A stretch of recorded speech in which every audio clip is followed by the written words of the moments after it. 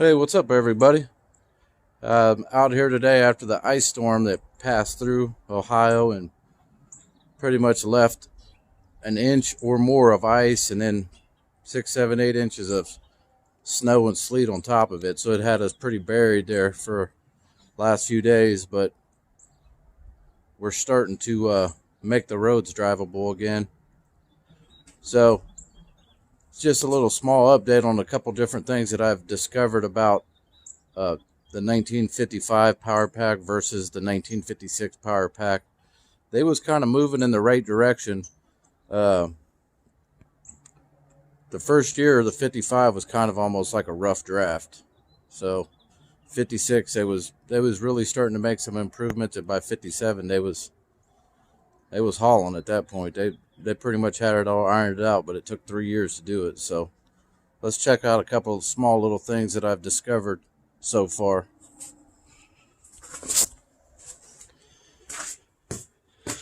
Knocked the snow off my boots. One thing, on one of my last couple videos, this carburetor is the correct one. I don't know if everything's so daggone heavy. Let me see if I can pick it up and show you. See that 953 right there? That is absolutely the correct 55 carburetor. And a bunch of people said this goes down this port right here. It had a metal tube line and then goes back and screws into the vacuum advance on the distributor.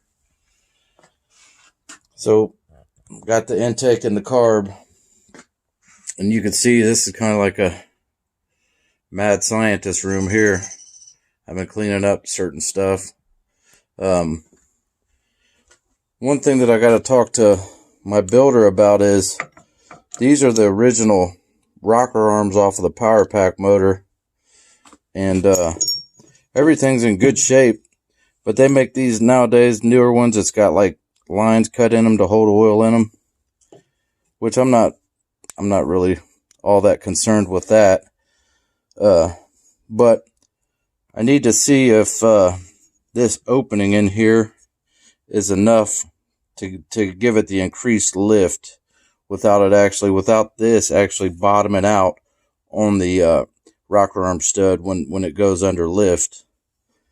So I got to talk to him about that. But this is off the 56 motor, the 56 Power Pak motor, which I'm using the heads off of, and the rocker arms are slightly different from a 55. So by 56 they had already made adjustments to the rocker arms. I want to think this area right here stands down taller than on a 55. And I wanted to show you. So I don't know if I could use all these or not, but these are all the rocker arms that I took off, and they was filthy. I cleaned them all. And let me see how all of them's got a little X. Now there's certain numbers, like this car right here, this has got a 327 L79 in it, and it has O stamped on the rocker arms. And I know that was something the high performance cars come with in the 60s, but we're talking about the second year of production of the Chevy small block. This is all 56 rocker arms, and even the nuts, if you could see how they're out of shape, it's like an early form of a lock nut. The 55 was not like that. And here's one of the push rods that come out of the 55 motor. You can see that it's chipped. It's cracked there at the top. But let's see if I can compare these two. It's hard to focus in, but the one on the right hand side is a 55. The one on the left hand side is a 56. Now these are both Power Pak push rods out of a Power Pak engine, and the hole is almost twice as big on the push rod on a 56 as it is on a 55, the oil hole on a push rod. So far, what I've noticed is they had already made a change to the rocker arms, and they had opened up the holes in the push rod. I mean, that is such a teeny little hole for a 55. And the 56 is more of a traditional small block push rod hole that you would see on any small block. And then here's the lifters out of it. This one right here is out of the 55, and this is out of the 56 engine. And this one right here looks more like a common Chevy small block lifter. And this one's even the mass of the lifter is a little bit thicker. So they probably realized that they didn't need that mass that thick, and it lightened it up a little bit versus the 55. Now, I want to see if I can hold these, but I think this is the reason why my car they parked it. It had spun a bearing. These are the original bearings out of it. And you can see there's the oil side. I want to show you the side of the bearing that's got the notch, because it's been spun. You can't even see the notch in it no more. See how that was actually turning inside the connecting rod? So that one for sure. And I think this was its brother. Well, this one's actually even worse. See if I can get you to see how there was material balling up inside on the crank side. But I want to show you the outside, because this one is even smoother if I can hold it together. Like this one probably spun in that yeah, you see how there's nothing on that. This one had to have been spinning in that connecting rod quite a bit. And here's obviously a good one. You can see the original 55 date on it. This was an original bearing out of the motor. But this is all out of the 55 engine I'm having rebuilt. And he told me that that motor was blown up, that it had a spun bearing in it. And then I got this little treasure in yesterday.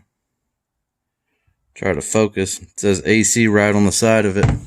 This is supposed to be an NOS fuel pump for a 55, 56 Chevy Power Pak engine.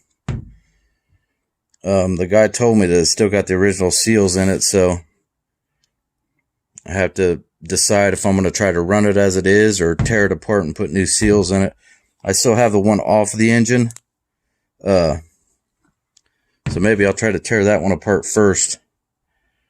And it has some numbers stamped right there, but that is the correct 55, 56 Power Pak fuel pump. So, other than that, I've just been cleaning little stuff here and there, trying to get myself organized. I have not reached back out to my engine builder yet, just because it was just so bad out. The weather was so bad, and I just figured I'd let him hang loose for a while.